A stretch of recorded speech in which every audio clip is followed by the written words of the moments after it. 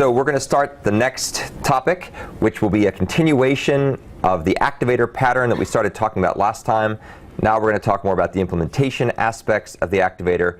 And then we're going to spend some time talking about some other patterns that we've been discussing as we've been covering the various bound services, proxy and broker.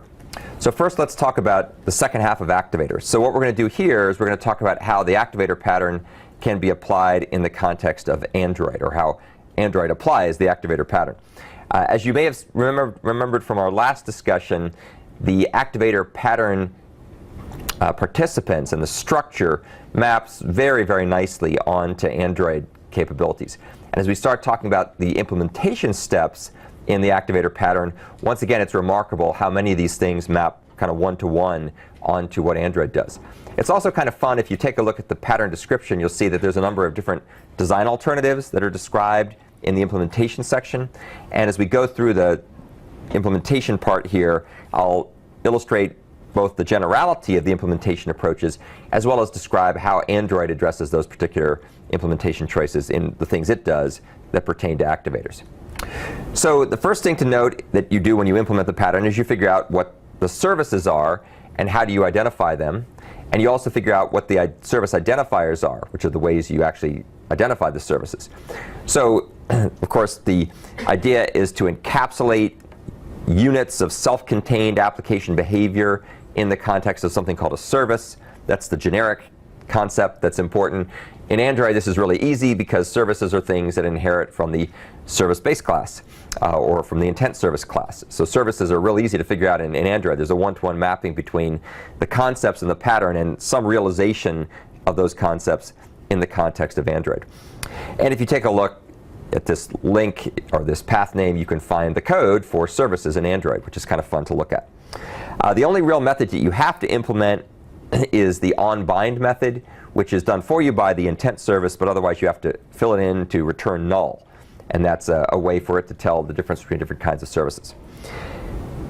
There's also the question of service identifiers. Now, in conventional networked applications that use the activator pattern, and we'll talk about a bunch of those later, typically you identify services via some kind of identifier scheme, like a universal resource identifier or a universal resource locator, or an interoperable object reference, or a TCP/IP host name or host address and a port number. Those are classic ways of identifying services in those environments.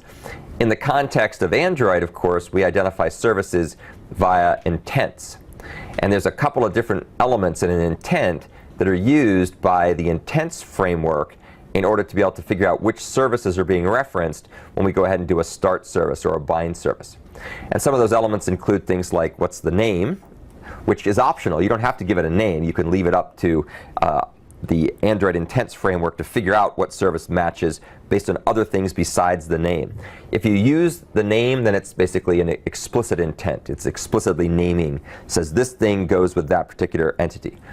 There's also other things like the action. What's the action that's being used? So is it some kind of action that relates to, viewing something or editing something, for example?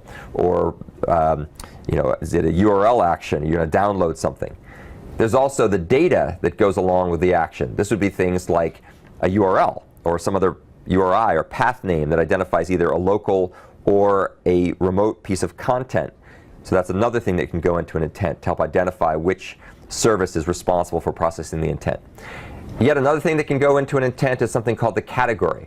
For example, there's a category for launchers, which are things that get up on the basic application launch screen. There's other kinds of categories of applications as well. So these are the kinds of things that are actually used by the underlying Android system and the activator framework, the activity manager service, which is the activator part of Android, in order to figure out who gets launched, what service to run when something gets sent out. You also then have to decide which services do you want to activate and deactivate on demand. And not every service that you might have in your system is worthy of being activated and deactivated on demand. So you have to kind of figure out a couple of things. You have to figure out things like what's the overhead for being able to activate something on demand or not. what's the downside to keeping something running for a long time? There are also, I think I should mention this too, there are also security implications. So some services are really important, and you want to make sure that they're always there. You don't want people being able to dynamically change them. For example, I don't think it's the case that you can dynamically activate the radio portion of Android, the part that does the actual phone management. That's the sort of turned on by default, and you don't activate and deactivate that. You can imagine that would cause all kinds of problems with probably missed calls because things would take too long to launch. So you have to figure out what it is that you want to be able to run dynamically and control dynamically. Some of the services we've seen on Android that do this, things like email, media playback services, services for sending and receiving various kinds of messages, short messages, multimedia messages, alert services that going to pop up when calendar timers expire and elapse, and you have to alert someone that something is about to happen so they can go make a call or join a meeting or something like that. So those are some of the services that the Android developers have deemed relevant to start and stop in a dynamic way. If you take a look at packages, the packages apps directory, you'll find lots more examples of bound and started services there. And there's a bunch in Android as well in the frameworks part. The next thing you need to do is figure out what the service activation and deactivation strategies ought to be. And one of the key considerations there is what is the context in which a service gets executed, gets run. And there's a bunch of different choices. If you're programming in lower level operating system environments, things like the Linux inetd or Unix Internet daemon, inetd, that we talked about briefly last time, the super server model. In that particular case, you're probably going to have a process be the unit of activation. That's the service execution context. You're going to launch a process when something happens. In other environments, like if you're running in some kind of embedded system that doesn't have processes, you might spawn a thread. If you're running in the context of something like Android, if you think about what's being launched here, which is basically a service, that's really not a process or a thread. It's really more of a middleware-centric container of sorts. So it's an abstraction that it hosts some application logic. Naturally, it can run in a process or not, or it could run in a thread or not, but it's basically a somewhat higher level abstraction. So you have to decide what the right level of granularity is. Obviously, Android does it as a middleware container. You also have to figure out how the service is going to register itself with the activation framework. Is it going to do it dynamically by some kind of API call like register service? Is it going to do it more statically by defining various things in a manifest file so that when things get started, the system knows which place to launch and how to dynamically load the various resources in and so on? Those are decisions. Android typically goes with a static text file approach with a manifest file. You also have to decide whether the activation framework is going to be responsible for initializing the service or not. And there's a couple of different cases here. If a service doesn't require any initialization, if it just starts, then obviously the framework doesn't have a whole lot of work to do. If the service requires certain state, then it's up to the developer of the activation framework as to whether the activation framework is responsible for initializing the state, or whether the service that gets started is responsible for initializing its own state. In Android, anything that's important gets done by the service. It's not really done on a service basis by the underlying middleware. There's also another set of considerations about how do we deactivate services. So activating services is just half the battle. In the activator model, once you activate something, you have to figure out how to shut it down. Of course, you could keep it running for an indefinite period of time, but to some extent that would defeat the purpose of an activator, because you really want to reserve or preserve resources or conserve resources by shutting things down when they're not being used. And there's a couple of different techniques you can use here. You can have the service trigger the deactivation. The service can say, I'm done, I'll shut myself down. That's kind of the way that intent services work. You can have the client trigger things. Some client can say, service, stop yourself. That's another model. And then you can also have things where the activator decides to shut stuff down. And that could be based on a variety of different things. Android supports all of these different models in various degrees, right? So with started services, when the service starts to run, it'll run indefinitely, and it has to stop itself by saying stop self. Or, so that's the service-triggered deactivation model. Or another component could say, service, I want you to stop yourself. So that's a client-triggered approach. And of course, the Android runtime system might start to notice that memory is getting low, and it may say, hey, you got to shut yourself down. So that's kind of the activator-triggered model. With bound services, typically the way things work is that multiple clients can connect to the service, and as long as some of them or one of them is available and has a binding open to that service, the service will remain in memory. And we'll see some interesting sort of hybrid approaches in a minute when I show you some of the implementation code that appears in Android, how they deal with some of these issues. It's kind of cool. So you can take a look at the website. There's a link here that gives you more information about service lifecycle. But be aware that Android gives you all the tools to do the different kinds of deactivation strategies, and it's up to you to figure out what to do. The key thing you typically don't want to do is not let the service run indefinitely if nobody's using it, because that would be overly consumptive of resources. Some other things you need to do: figure out how you're going to interoperate between the activator and the service execution context and the service itself. So how do these things interact with each other? The key thing here is the interaction between the service execution context, which is typically either a process or a piece of middleware container, and the service, which is the thing that's doing the business logic that's defined by the end programmers. So there's a couple of different alternatives here. One thing that you typically have to do is come up with some way for there to be callbacks, either from the execution context to the service or from the service back to the execution context to do various kinds of things. Android supports both of these means, of course. The most obvious set of ways these interact is with the lifecycle callback hooks that are dispatched automatically by the Android runtime framework when a service starts, to call on create, when intent shows up via onStart command, when you do the various bind service calls, which trigger the onBind method, and so on. So there's a bunch of callback hooks that you can define, and those are interactions between the Android container infrastructure and your service and your hooks. And of course, your service can also make callbacks into the Android container infrastructure to ask it for various things as well. But that interaction is something that's very stylized and important to understand. Then you also have to figure out how to implement the activator, actually do the activation. And in Android, this is done by something called the Activity Manager Service, which you can take a look at. It's a very, very complicated piece of code, very large. And it handles activation for lots of things: activities, services, broadcast receivers, and so on and so forth. It plays multiple roles. Even though it's got the name Activity Manager Service, it manages other things besides activities. There's a couple of issues to consider here. When you design the activator, do you want to have a singleton activator or a shared activator that's used by all the services running in an infrastructure in an environment? Do you want to have one that's exclusive on a per service basis? Do you want to have some kind of distributed activator where you may have some centralized node that's keeping track of who gets to run and where they run, and so on? And again, there's no one size fits all or one right solution to all these different design considerations. The trick is to figure out what the alternatives are and then make the choices that make sense for you. In Android, they have essentially a singleton or shared activator. The Activity Manager Service is the guy that is the role, the component in Android, the service, the super service that activates other things. Another consideration here is, what is the degree of transparency with respect to activation? Is this something where the application client has to make a special call to get a service started, and then it does other requests?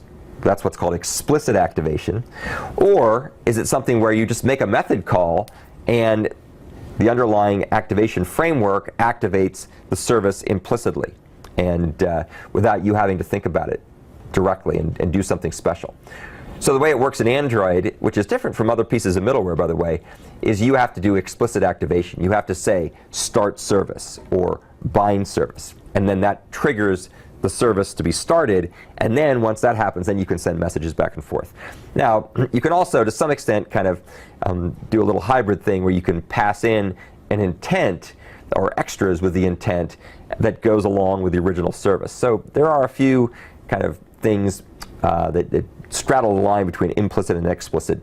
But in technologies like Corba, we'll see later that there's much more support for implicit activation. You just make a method call and boom, something magic happens under the hood to get the job done. So what I'd like to do now is take a tour through a piece of an interesting service in Android that demonstrates the use of Activator. And I'm just going to look at a part of it now. Later, when we talk about the broker pattern, we're going to come back and look at the full-blown glory of this stuff, because it's really cool and it's got lots of interesting interactions. This implementation, by the way, actually has a lot in common with the download file stuff you're doing that's the asynchronous version, because it relies on passing in asynchronous callback objects using one-way methods that will not block the caller while things are taking place. What this thing is, it's a network settings activity, and you can use it, if your phone supports it, in order to be able to find out what carrier networks are available. You know, so like you don't often see this too much when you're in the US. Usually you're with a single provider. You know, your phone just starts up and it's running with Sprint, or it's running with AT&T or Verizon. When you go overseas, however, oftentimes you're roaming, and there will be a range of different network providers to choose from. And so this particular network settings app or activity allows you to be able to see the networks that are available, and then you can conceivably choose one that you want to use. So here's basically the way this works, and by the way, all the source code is available. You can take a look at that if you're interested. So they have this network settings activity, and it has an onCreate method, and so when you launch this thing, it turns around and it makes a call to start service. And it invokes start service to go ahead and launch the network query service. But it doesn't talk to that directly, of course. It talks to the activity manager service. And the activity manager service takes the request and all the other things, and then it goes ahead and it launches the process to run the network query service if it's not already running. So that's really the activator part right there. So it's activating it on demand. And then what happens is there's an opportunity that the service gets to initialize itself via its onCreate hook method, its lifecycle hook method, and it goes ahead and does what it needs to do. And then what's interesting, and we're not going to look at this in any detail right now, but we'll come back and look at this later when we talk about the broker.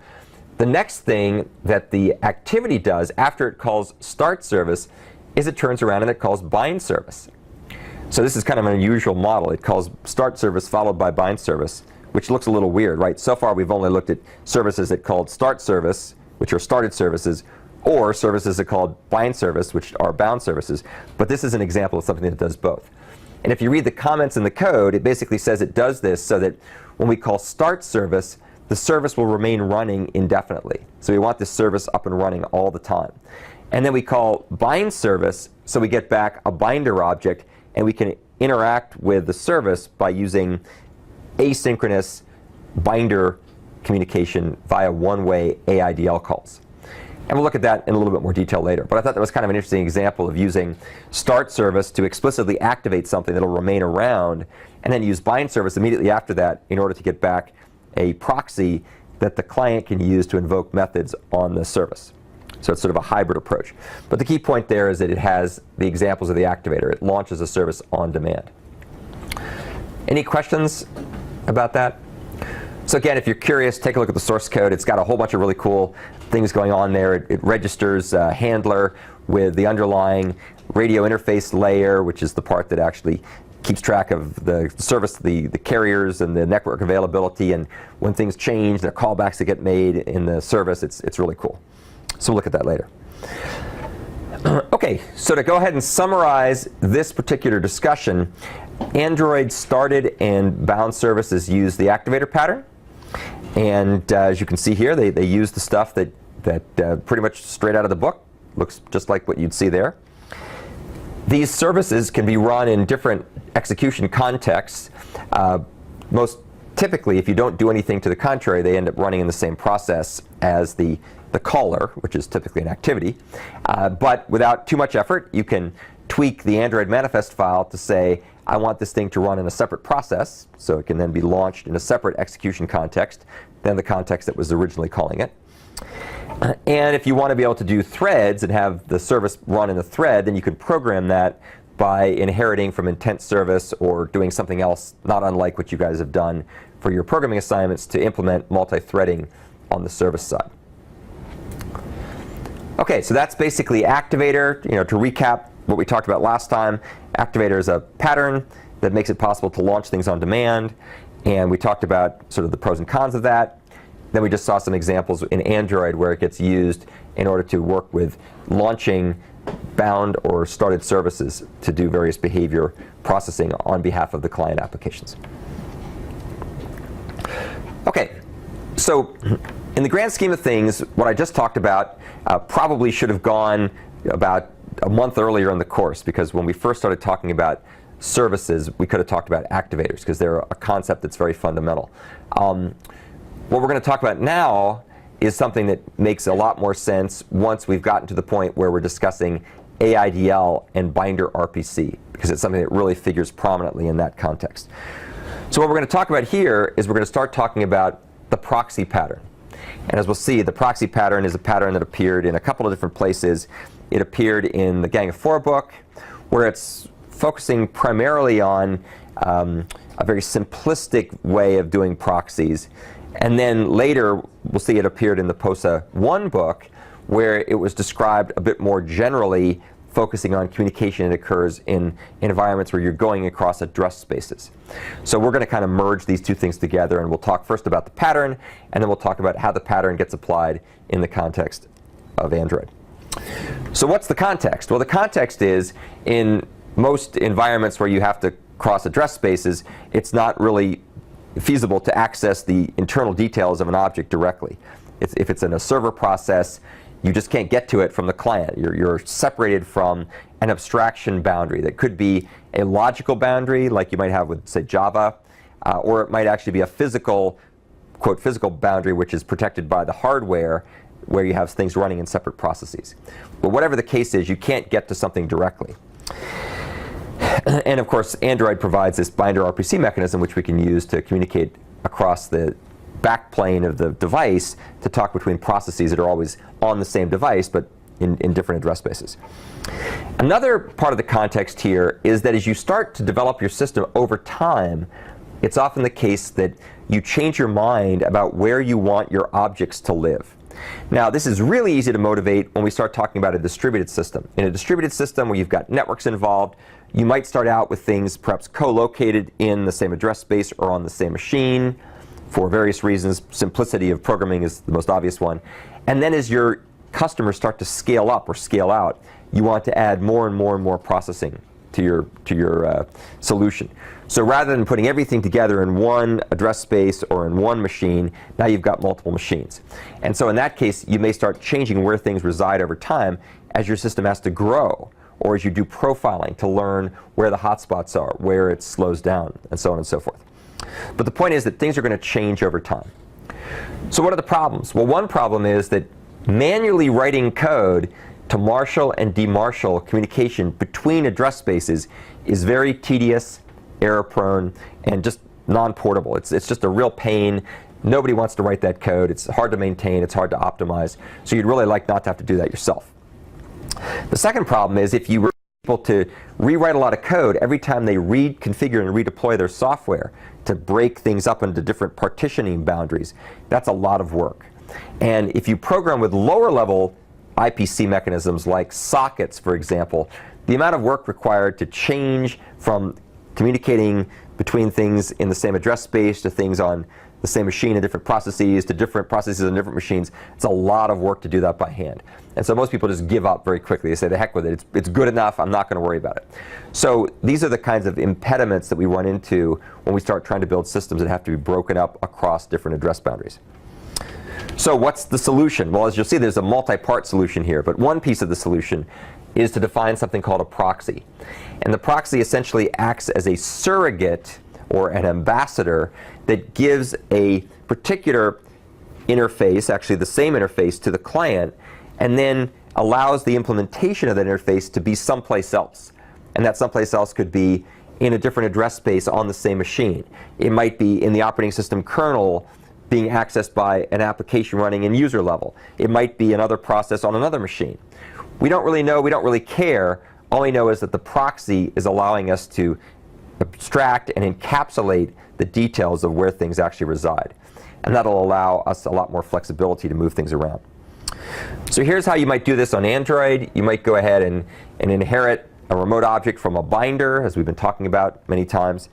And this binder then allows you to be able to export that object to the receiver side. Of course, the way in which you get a proxy to this thing is to describe the interface to this via an AIDL file, which says what the methods are and their signatures and so on. And then you run that through the compiler. You get the proxy, which is generated automatically for you. And then when a client invokes a method call on the proxy, it thinks it's accessing something that's local. It says, service.download image or download file or whatever. It looks like it's making a local call when in fact it's actually calling something elsewhere. Now, where that thing resides, you can control in Android by changing various directives in the manifest file. So you can control whether or not the thing is in the same address space or whether it's going to be in a different address space. You get some control over that. But the point is that whether it's in the same or different, the proxy is shielding you from what's actually taking place. Now, as we'll see later, the proxy pattern is going to work together with the Android binder RPC mechanism in order to implement the broker pattern. And we're not going to talk about that quite yet. That's going to come next. But be aware that that's kind of where we're headed on this thing, is to talk about brokers. The proxy is just a piece of that. If we were thinking about this in broader pattern concepts, we would say that the broker was a pattern language and the proxy was a piece of that pattern language. And we'll perhaps talk about that later.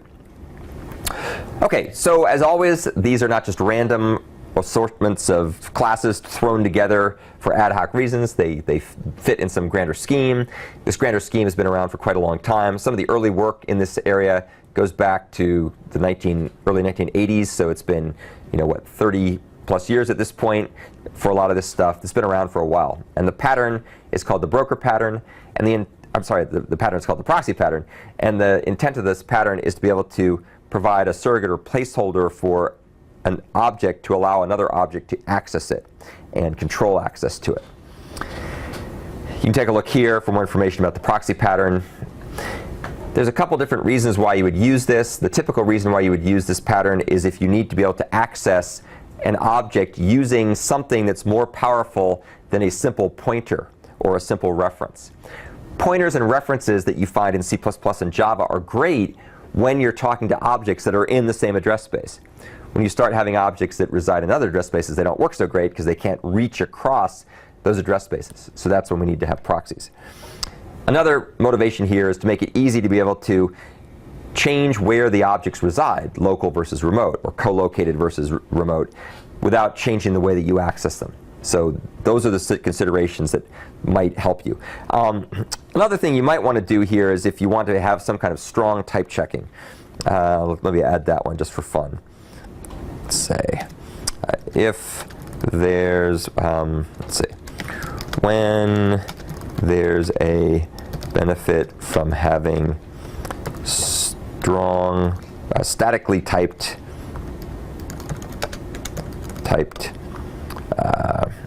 method invocations.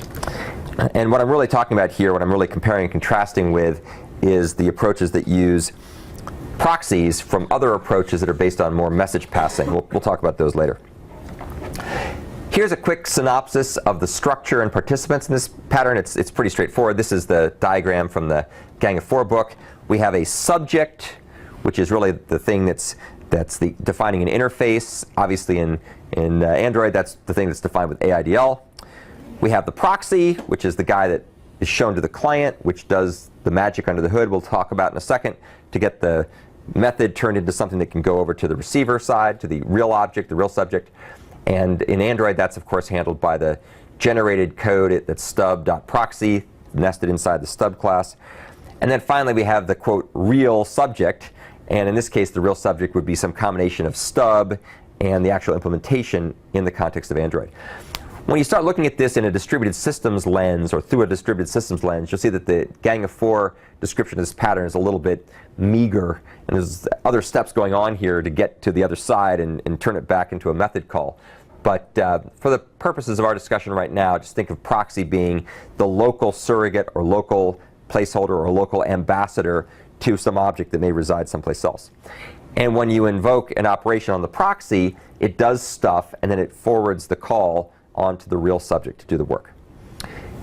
This set of dynamics diagrams kind of illustrates this point in a little bit more detail. So the client starts out by getting a proxy from someplace, typically from a factory of some kind, a factory method. Once it's got the proxy, it then invokes a method call on it. As you can see here, most of the time you're using proxies to go across address space boundaries. Not always, but mostly. And so what's happening in this case is that the proxy is turning around and converting the method call that was invoked on it into some kind of message, stripping out or taking the bytes that are coming in as parameters and turning, or the objects that are coming in as parameters, and serializing them into linear byte sequences with a particular encoding format. And then somehow, and this is the part that's not talked about by the proxy pattern, it's getting it over to the real subject to do the work. And when the real subject is done, the call returns, typically synchronously, although you can have variants that do asynchronous interactions. And then it takes the results back, which are in a message format, turns them back into whatever native format is responsible and expected by the caller, and then returns back to the caller. And so either through return value or out parameters or in-out parameters or something, the results are updated and the client gets the results back from the server. So it's basically method to message back to method again. That's kind of the way it works. OK, any questions about the steps, either static or dynamic? So there's a number of interesting consequences of applying this pattern. One of the key ones, and why it gets used so much in distributed systems, is it allows you to, at least in theory, decouple the location of an object from the access to that object. So you can change where the object resides without changing other things. You don't have to change the interface. You don't have a lot of extra work to do on your behalf as a client application developer or as a server application developer. You could also use it to simplify tedious and error-prone details. This is just a little snippet of the code that you would see if you were to peek inside of the download image proxy that's generated for you. And as we've looked at this before, it's kind of messy and ugly, and nobody in their right mind wants to write that code and maintain it by hand. It's just awkward. So we'd much rather have it be done for you by the proxy writer. There are also some potential overheads, however. There's some potential liabilities or downsides with this. One of which is you are at the mercy of the writer of the proxy generator. If the writer of the proxy generator does a good job, then you're in pretty good shape. It's probably equivalent to what you could do by hand. If the writer of the generator of the proxy code does a bad job, you've got lots and lots of overhead, and there's not a whole lot you can do about it unless your middleware gives you the ability to handcraft your own proxies and plug them in place of the ones that are automatically generated. So this is one of those topics that has gone back and forth for decades. There was a time when interface generators were really bad, and so people did a lot of work on optimizing things either by hand or by writing better generators. Just like with everything else, over time people get smarter about this stuff, and so a well-written generator should be competitive to code you would write by hand. In fact, there was some interesting work done maybe, 15 years ago or so by some folks at University of Utah on a technique called Flick, which was an IDL compiler that was heavily optimized to generate code that would be very fast. And it used programming language transformation and optimization techniques to analyze the code that needed to be generated and come up with optimized ways of generating the proxy code. Interesting stuff. Another potential downside, and this really comes back to the issue I added to the slides a second ago, having to do with strong typing. One of the other potential concerns with proxy is it will overly restrict the type system that you have available on the client side. Now this is a sort of a subtle point, and I want to have some discussion about it to see what other people's insights and impressions are about this. So when you start using proxies, you're really saying ahead of time, these are the valid types that can be passed to methods with a particular signature, and here are the results that can come back. You're tightly coupling those things. Now, when you write normal Java code, you write normal C++ code, you do that all the time. So that's not really an unusual thing to do at one level. But when you start moving into a distributed environment, or an environment where you're separating out client and server so that multiple clients are accessing a common shared server, all of a sudden things get more interesting. And there was a fair amount of backlash a number of years ago against strongly and statically typed proxies in middleware for distributed computing systems. And the alternative approach, which you see, by the way, all the time in things like SOAP and other message-based or message-oriented messaging systems, XML-based messaging systems, is stuff where it's more dynamically typed, where you actually create a message, you build up a message piece by piece, usually using some kind of internal coding where you keep track of the type tag, like a tag in XML along with the data. So they're self-describing messages. And you end up, instead of having an interface with lots of different methods with very strongly typed signatures, instead you have one interface called send that takes a message. And the message can be done in some arbitrary self-describing way. So in fact, if you take a look at the messengers in Android, that's kind of the way it is, right? You create a messenger, and it's got a send method. It takes a message, and you put bundles into the message to put anything you want into there. So does anybody want to hazard an opinion about the trade-offs and pros and cons between the proxy-like approach, which is more statically typed, and the message-based approach, which is more dynamically typed? Why would you choose one versus the other? What are the pros and cons? I like the static typing because you get most of your errors up front from the compiler. So when you use a statically typed approach, you're letting the compiler and the other tools in the language processing tool chain determine early on when you have inconsistencies between the types that you're creating on the client side and the things that you're passing over to the server side. So strong typing, removing errors. Another thing that comes along with that is often optimization. The more type information is available, usually the more you can optimize things. With strong typing, you often don't have to send over the type information. You can basically have the sender and receiver agree ahead of time. And so the type information isn't sent with a message. Only the data is sent with a message. So the amount of data that's used on the network goes down, and the amount of data to be processed goes down, and so on. So those are arguments in favor of the strongly typed approach. But there's another point of view. I'll never forget when I first started programming back in the mid-'80s, I was reading about Fortran programmers and C programmers who didn't like Pascal. And they would always say, strong typing is for weak minds. So what's the downside with the proxy-based approach, with the stronger typing? It's less flexible. Less flexible. And so what that really means in this context is, as your services evolve over time, if you have strong typing, then as your service evolves, all the clients that rely on that service have to also be evolved to take advantage or to utilize the new type information. And so as a result, it becomes, quote, inflexible, because now you've got to go out somehow and change all the clients. And there could be a lot of clients, and a lot of those clients you may not have any control over because they're belonging to some other organization, some other development team, some external group you have no knowledge of whatsoever. So in those environments, especially if you're trying to do things like large-scale enterprise system integration, it's often useful to have a model where you keep the messages dynamically typed. So as you evolve your services, then you can simply have your new clients do new things, add new parts to the message. And when they send them to the service will say, aha, I got a message from a new client. I know how to process that. But the old messages from the old clients will still be handled without requiring changes to the clients.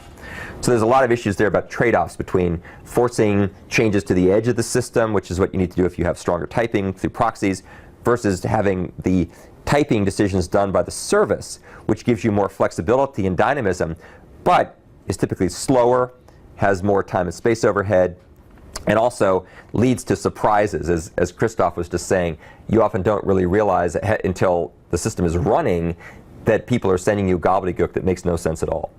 So there's all these interesting trade-offs. So that's a key thing to remember, and probably a good quiz question. What are the trade-offs between the strong typing and dynamic typing in the context of proxy? We'll see. We might or might not see later. There's some use of this in Android, but it's not big enough to maybe warrant it as a full-blown pattern.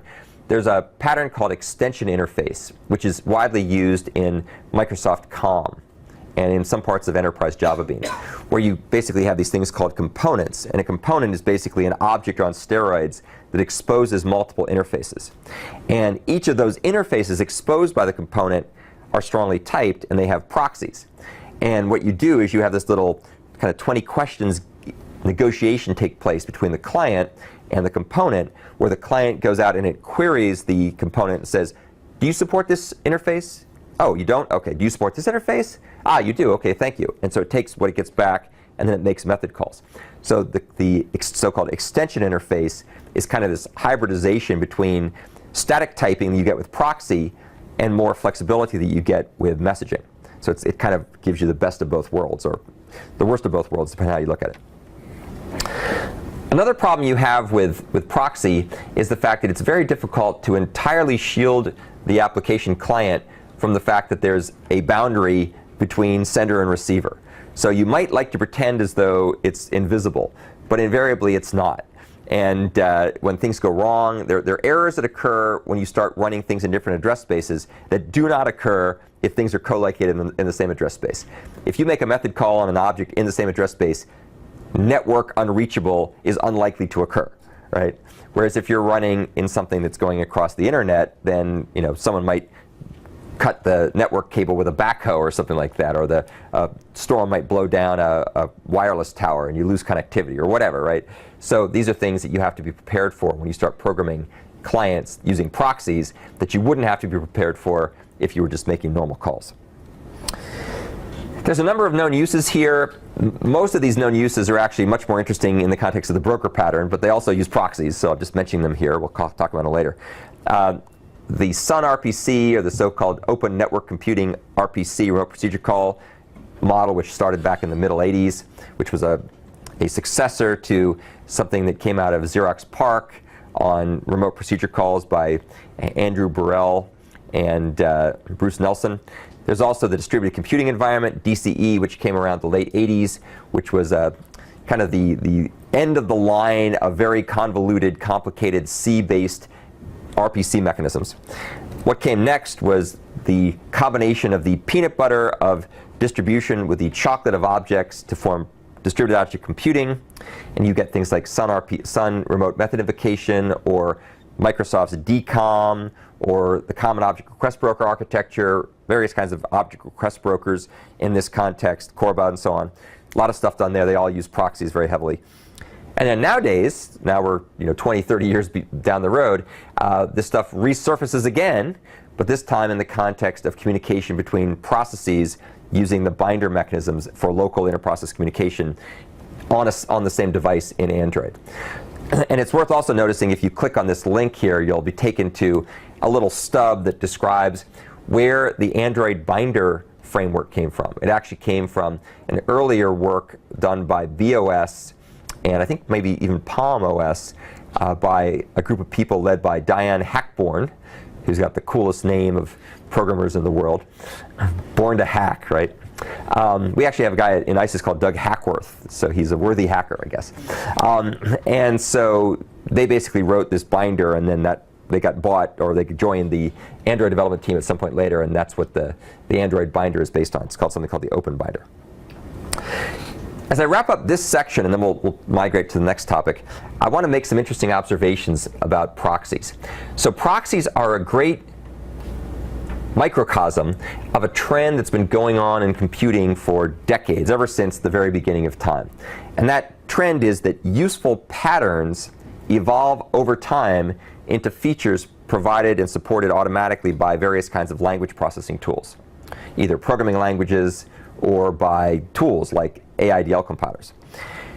Here are some examples. If you go back far enough in time, you'll see that the early developers of assembly code were using certain patterns of writing assembly code, and those were things that later found their way into the second generation languages like Fortran and C, where they had things like closed subroutines, or if-else statements, or switch statements, or loops of various kinds of things. Those things all started out by assembly language programmers saying, gosh, if we organize our assembly code in these patterns, it'll be easier for us to maintain. And smart people like John Bacchus, who invented the first Fortran compiler, said, we can actually automate that. We can build a tool that does that for us. It's kind of funny, if you go back in the early days of compilation and second generation languages, there was all kinds of controversy between the super duper assembly language programmers who knew how to write really tight assembly code and do register allocation by hand, and all these newfangled developers who were trying to write compilers to automate that stuff. And there was a lot of controversy. People said, you'll never be able to write a compiler that can generate code better than I can write in assembly, and so on and so forth, which always amazes me and amuses me to no end. Whenever new technology comes along that's threatening to the status quo, people always start out by downplaying its relevance, and then later on they go, oh well, maybe it solves a few problems, but it doesn't solve all the problems. And then at some point they've been completely overwhelmed and overtaken, and you don't even think twice. You just do it without even stop to think about it. By the way, that meta pattern or mega pattern is described very nicely in a series of books by Clayton Christensen, who writes about the innovator's dilemma and the so-called disruptive technologies that come along. I won't go into it in detail right now, but it's worth looking into because it's great stuff. So the point there is that what was once patterns then find their way into language features. Another set of examples, if you go back to so what I just described was from like the early 60s. You go into the early 70s, there were still a lot of people writing code in assembly language, a lot of people writing code in C at that time, and they were beginning to write bigger systems. And they had to figure out some way of hiding information so that their application developers, which were usually themselves, because the programs weren't all that big, they wouldn't end up making tight coupling on implementation details that were likely to change over time. So if you recall, when we do 251, we talk about stacks. And we talk about different ways of hiding the representation of the stack to avoid writing code that relies on a particular implementation. So what happened there is people began to come up with patterns for hiding information. So like in C, you make stuff static, or you define a header file with a bunch of functions and so on.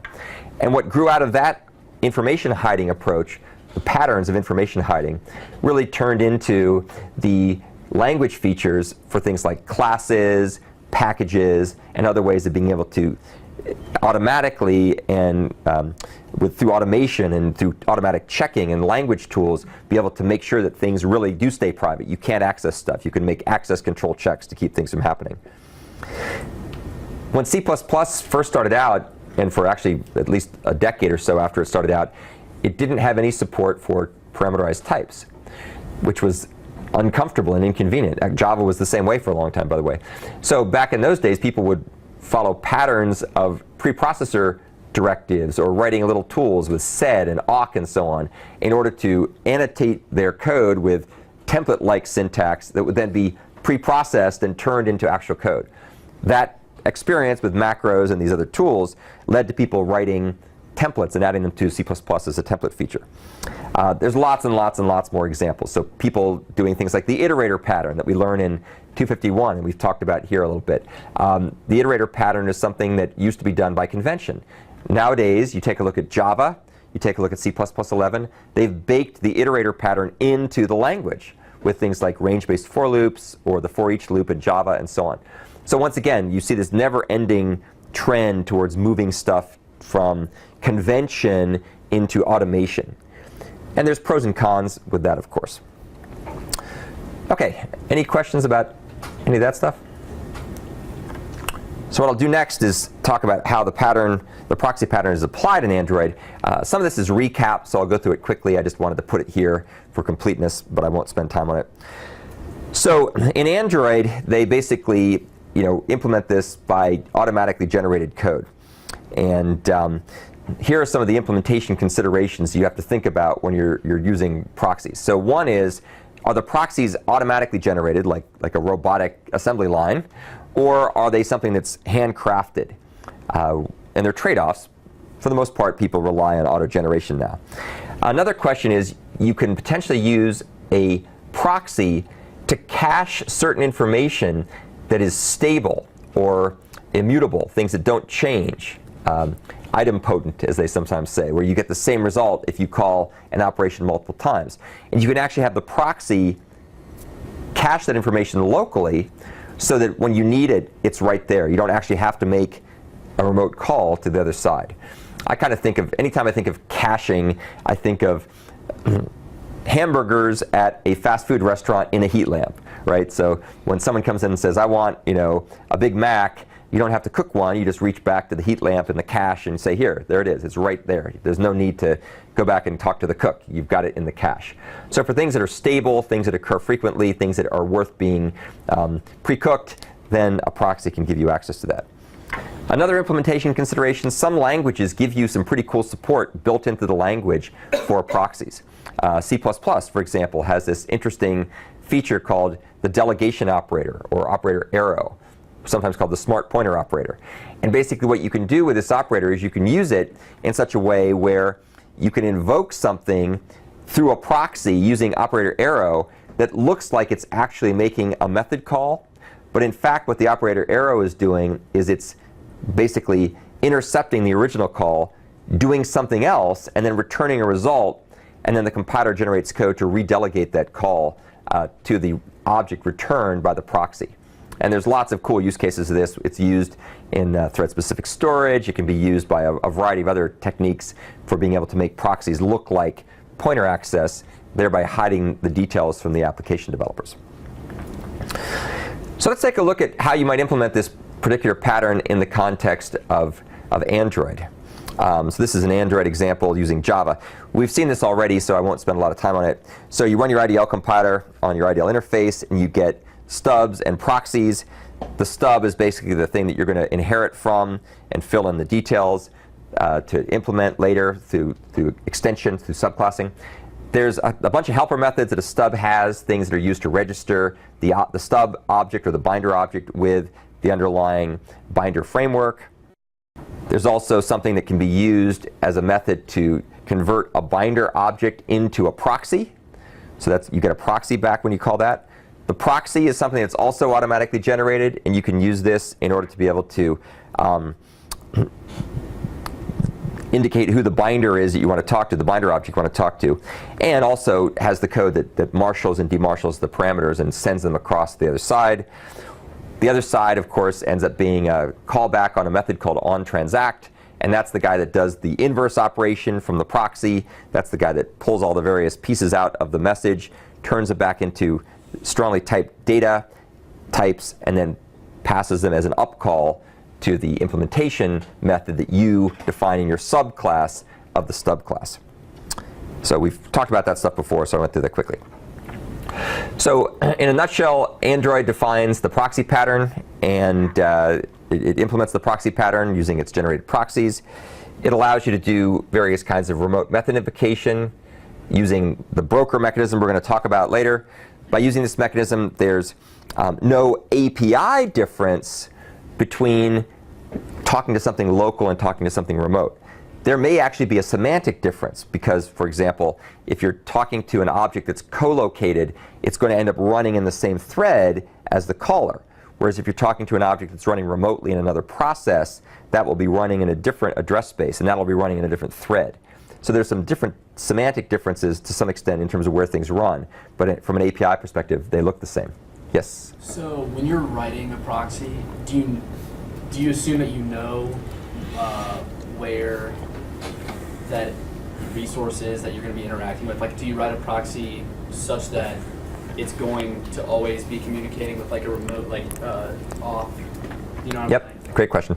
So the question basically is, does whoever create the proxy, which could be a person or a generator, right? Whoever makes the proxy, what assumptions should they make about where the target object actually resides? And it turns out that there's two answers to that question. The naive approach just always makes things go through the proxy, even if you end up being co-located in the same address space. And I should say naive approach and/or the approach that wants to have semantic consistency of behavior even when co-location occurs. So that's, in that case, you don't differentiate. The optimized approach, which potentially is more intelligent but may also be semantically different with respect to what thread context you run in that case, what the proxy typically does is it takes a look when the call is made and it asks the question, is this object, target object, in my address space or not? If it's not in the same address space, then it goes ahead and does all the normal things and sends it on its merry way using a broker. If it is in the same address space, it does a short circuit and it goes ahead and just makes a direct call. So you can imagine that that would be way faster than doing all this other overhead. But it also requires, a little bit more checking to take place. Yeah, that's a great question. And of course, the other benefit you get with proxies are that you can make some changes in the way in which you've configured and deployed your system, how you partition your system up into pieces and strewn them around through the processes in the system without really changing the way in which things are designed and implemented. So what you're doing is you're deferring until deployment time where things reside, as opposed to having to prematurely commit yourself to one deployment over another. And that's another potential great flexibility if you want to build systems that can be sort of auto-scaled without making radical changes to the underlying implementation. Okay, questions about that? So we have one more pattern here. I think we can probably cover this first part of this pattern in the next 15 minutes or so. And that'll leave for us for next time the second half of this pattern. We'll talk about the implementation artifacts of this pattern, and we'll also talk about a couple more patterns. And then we'll get ready to move on to something new. So what we're going to do now is we're going to kind of take the proxy and stretch it out a little bit and put something in the middle, and that something is called the broker. The broker pattern is a pattern that appeared in the Poster 1 book, and then it's been revised various times along the way because the original description needed to be enhanced as people got better insight about what brokers really were. And so we learned a lot about what brokers were over the years.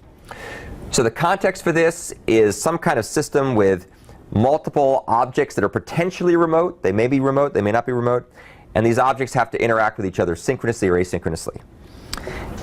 And in the case of Android, of course, this would be over binder RPC.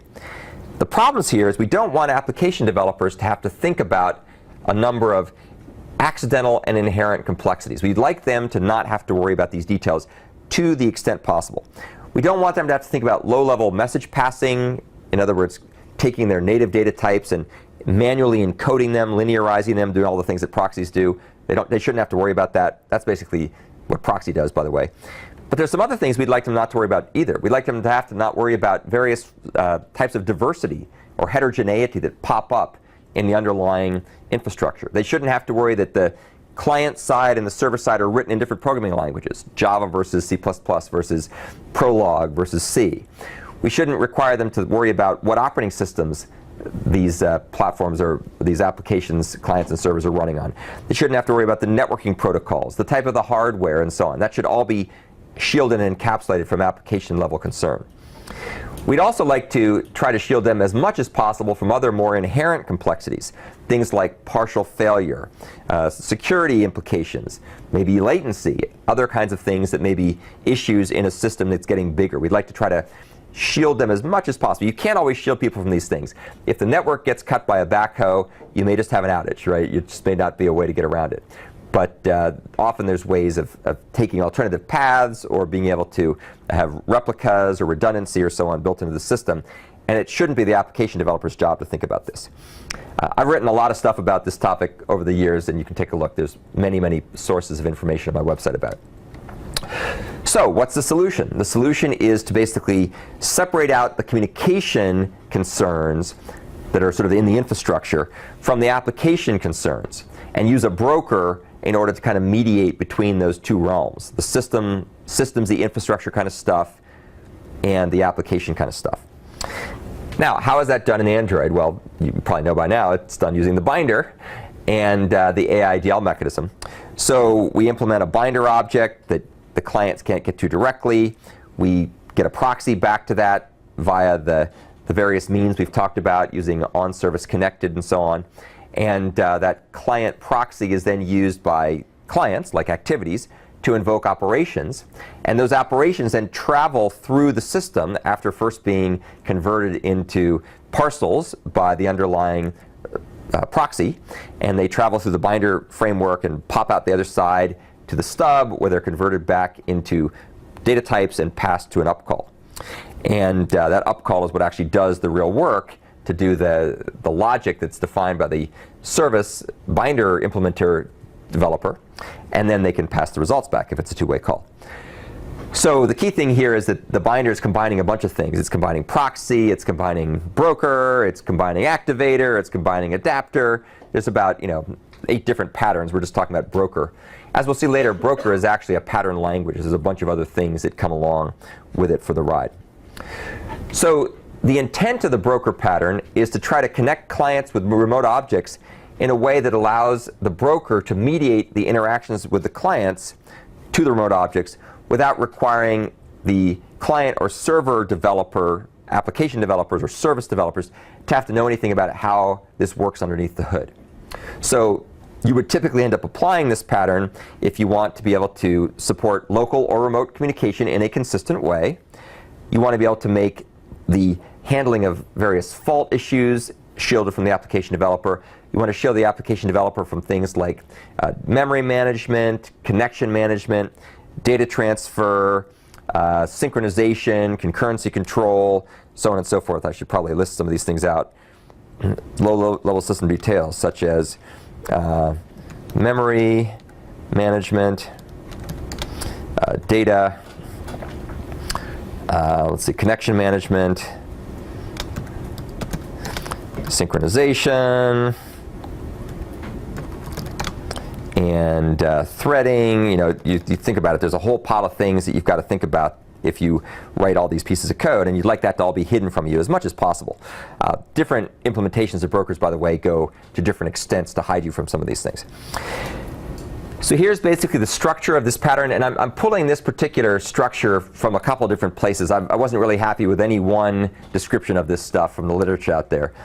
So here's one I kind of came up with based on a few things.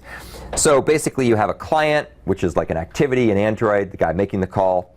You have some kind of infrastructure, like the Binder RPC framework, which is broken up into requesters that send things and dispatchers that receive them and process them and upcall them. You then have demarshallers, demarshalling and marshalling, and they do the serialization and deserialization. That's what we typically think of as being the proxy. And then you finally have the guy that does the real work, which is called a servant in this particular context. Sometimes people call these things executors, but we'll call them servants for now. So those are the main components that you would typically find in a broker. And if you take a look at this paper, it gives you a flavor of this. It uses slightly different names, but it's the basic idea. Here's a picture that kind of illustrates how all this stuff works. A server registers an object either through some kind of configuration script, like a manifest file, or dynamically through some kind of API. It says, here's an object that needs to be accessed remotely. That's what the starts out, so that everybody knows that exists. Then a client is going to get back an object reference or some kind of service identifier to this object, and it's going to go ahead and invoke an operation on it via a proxy. And it'll call this on the requester. The requester will set up a connection if it doesn't exist already, do the marshalling, send the data over. The data goes over via the broker. The broker might or might not be a separate process or a separate thread. These might be libraries that are linked together. It might be some intermediate mediator that is separate from the client process and the receiver process. Really depends on a lot of different things. Scalability, fault tolerance, memory utilization, battery power, all kinds of different considerations come into play.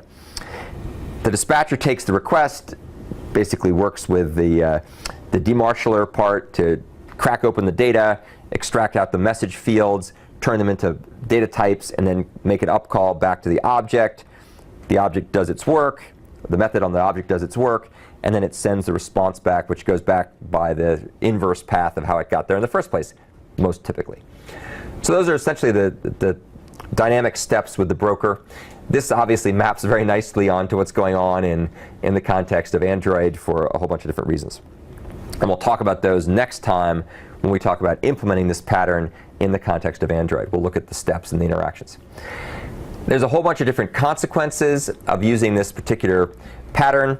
A bunch of good things. Location independence. You don't really know or care where the objects reside. They might be in your address space. They might be someplace else, as Nolan was talking about. So that gives you more flexibility.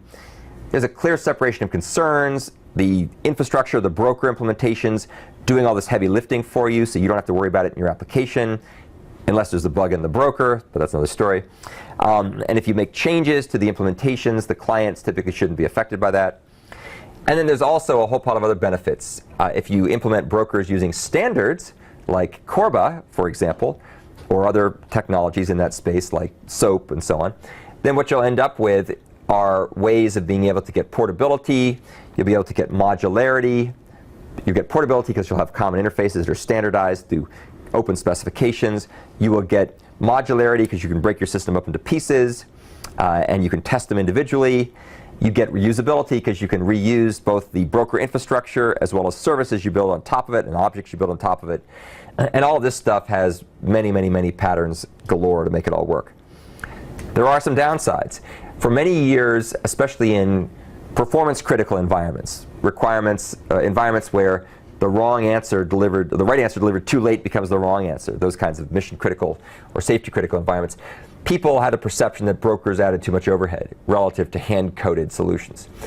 That has changed over the years. People have gotten really good at implementing very high-performance brokers, but sometimes if you're in certain environments, there may be too much overhead.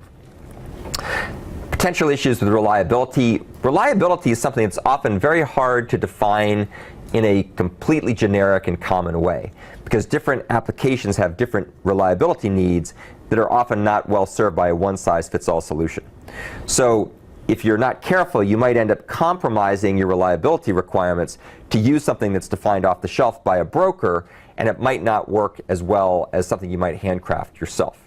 Having said that, it takes a lot of work to handcraft these things yourself.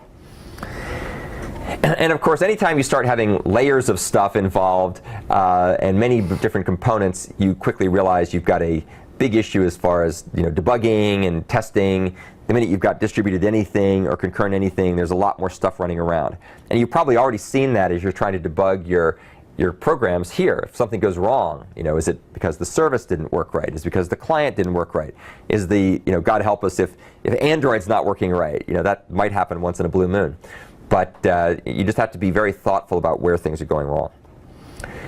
There's a number of known uses of broker. Once again, the early days were sort of procedure call-based brokers, DCE, ONC, or Sun RPC. Corba, probably the predominant example of a broker. Corba's so much a broker is its middle name. It's the Common Object Request Broker architecture. It's right there in the name. And then, of course, nowadays we get Android. I want to talk briefly about this whole issue of manually doing things versus automatically doing things. And as I kind of alluded to before, there's always this paradigm shift that occurs in any domain, any field, as things that used to require human expertise are gradually overtaken by automation. I was just reading the other day that apparently it used to be the case a couple years ago that humans aided by computers could beat computers at chess. And now it's apparently no longer the case. Computers are so good at playing chess that you don't need humans to help them play a better job than a human playing with a computer can do. So I thought that was interesting. One more thing humans aren't good at, right, compared to machines. I would argue there's an awful lot of things humans aren't as good at machines at, but there was a time when they were. And whenever people tell me those things, and by the way, as you go through your technology career, you will see the following meme pop up over and over again as new stuff comes along. Because at first, it won't be that good, and people will poo-poo it, and over time, it'll get better and better and better. So my favorite example of this phenomena, which is really at the heart of the innovator's dilemma that Clayton Christensen liked to talk about, is the famous story of John Henry. Does anybody remember who John Henry was? What was John Henry's great feat? He laid on railroad.